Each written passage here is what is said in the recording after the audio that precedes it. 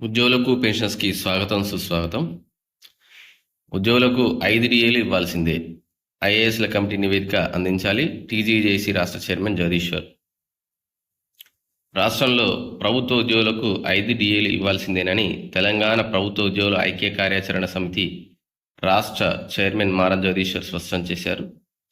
శనివారం కరీంనగర్ జిల్లా కేంద్రంలోని డిఎన్జీఓల సంఘం జిల్లా కార్యాలయంలో నిర్వహించినటువంటి విలేకరుల సమావేశంలో మాట్లాడుతూ ఉద్యోగుల ఇబ్బందులపై ప్రభుత్వం సబ్ కమిటీ ఏర్పాటు చేసి 8 నెలలు గడిచినా ఇప్పటివరకు తమతో చర్చించకపోవడంతో ఐకాస్ ఆధ్వర్యంలో కార్యాచరణ ప్రకటించినట్టు తెలిపారు.